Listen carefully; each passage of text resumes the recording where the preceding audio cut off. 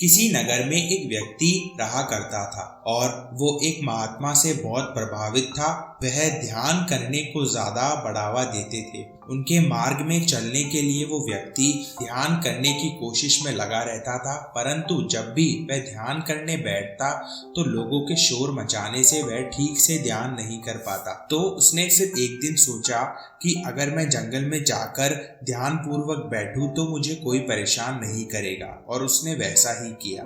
मगर जब वो जंगल में ध्यान करने बैठा तो पशु पक्षियों की आवाज से वो फिर से ठीक से ध्यान नहीं कर पाया। फिर उसने सोचा रात को जब सब सो जाएंगे तब वो ध्यान में बैठेगा, और जब वो रात को ध्यान में बैठने लगा तब उसे मन में उत्पन्न हो रहे विभिन्न विचारों से परेशानी होने लगी और वह फिर से ध्यान लगाने में भटक गया। इन सब से तंग आकर वो व्यक्ति उन महात्मा के पास जा पहुंचा और उनसे पूछा, गुरुदेव, जैसा कि आपने कहा था मैं ध्यान करने तो बैठा, मगर कभी लोगों के शोर तो कभी पशु पक्षियों की आवाज से मैं ध्यान पूर्वक बैठ ही नहीं पाया। मुझे तो ऐसा लगता है कि ये सब तो मेरे दुश्मन बन चुके हैं। तब महात्मा ने कहा, ये बताओ, जब तुम ध्यान करने नहीं बैठते तब भी तो ये आवाज आपको आती होगी।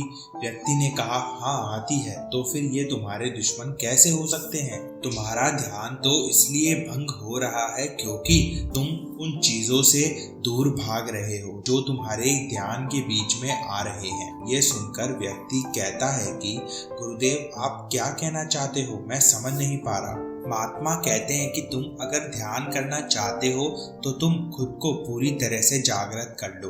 व्यक्ति कहता है, मैं तो जागृत ही हूँ। महात्मा ने उसको जवाब देते हुए कहा, मेरा जागृत होने से ये मतलब है कि जो भी चीज तुम्हारे लिए बाधा बन रही है उन्हें तुम पूरी तरह से स्वीकार कर लो, क्योंकि तुम्हें पता है ये आवाज और ये विभिन्न विचार तो जरूर तुम्हारे मन में आएंगे और तुम इनसे दूर क्यों भाग रहे हो।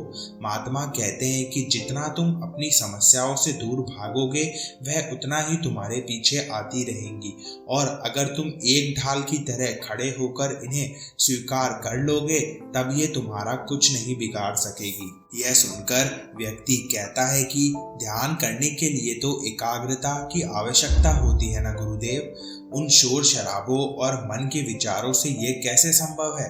तब महात्मा समझाते हैं कि यही तो सब भूल करते हैं। ध्यान करने के लिए कुछ आवश्यक है तो वो है मनुष्य की जागरूकता, उसका होश में रहना। होश में रहने से व्यक्ति इन सब चीजों को स्वीकार करके ही ध्यान में उतर जाता है, और जब व्यक्ति एकाग्रता से बैठता है और सोचता है कि ये सब विचारों और आवाजों से उनका ध्यान भंग हो जाएगा तो वह कभी भी ध्यान में नहीं बैठ पाता।